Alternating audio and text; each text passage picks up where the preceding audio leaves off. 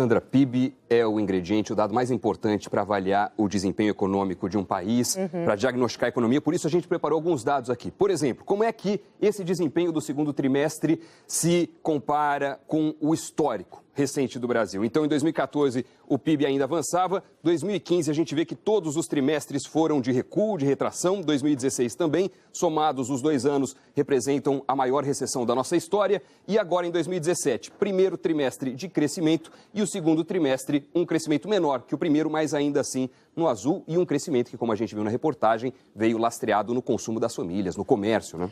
Pois é, no consumo das famílias, né, Doni? Porque a gente tem que lembrar que nesse primeiro semestre houve aí a liberação do Fundo de Garantia. Contas inativas foram 50 milhões de pessoas que retiraram 40 bilhões de reais, mas isso é um dinheiro pontual, né? Ele não vai continuar sendo injetado assim na economia, a perder de vista. E a gente tem que lembrar também o número que você deu aqui ontem de desempregados, são 13.326.000 pessoas que não estão produzindo e não estão podendo consumir, né? São elementos que mostram que a recuperação é uma recuperação que tem vários poréns, né? Tem ainda elementos que mostram a fragilidade da economia. Agora, mesmo com tudo isso, o investidor estrangeiro, que pode escolher qualquer país do tabuleiro mundial, continua trazendo dinheiro em peso para o Brasil. Previsão para esse ano, 75 bilhões de dólares. Por quê? Em grande parte por causa do tamanho da economia brasileira.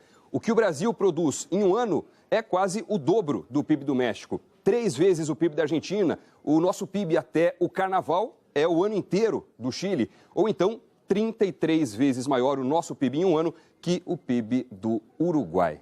Essas comparações impressionam, mas a gente tem que lembrar que o crescimento do Brasil, se comparado também com outros países, não vai muito bem, né? Não vai. O desempenho é o que a gente vai ver agora nesse próximo dado. Olha só, se a gente comparar o desempenho, o resultado do PIB no segundo trimestre em relação ao primeiro, esse é um levantamento da Ocean Rating, mostra que o país que tem o melhor desempenho teve no segundo trimestre foi a Suécia, 1,8%, tudo usando a mesma base de comparação, embora existam diferenças metodológicas, mas aqui vale essa análise. Terceiro lugar, a China. Em quinto lugar, a Índia. Estados Unidos em 14ª posição, com 0,8%. O Brasil é o penúltimo colocado, já que são 29 países que divulgaram o PIB para esse período. A gente com 0,2%, ganhando só de Taiwan com 0,1%, Sandra. Bom, a gente viu nas reportagens, e você citou também, né? Houve crescimento no setor de serviços, a indústria encolheu, agora o agronegócio, né, que nos carregou por tanto tempo, deu uma parada aí, né? Exatamente. E é interessante analisar também quanto que cada um desses setores representa da nossa economia.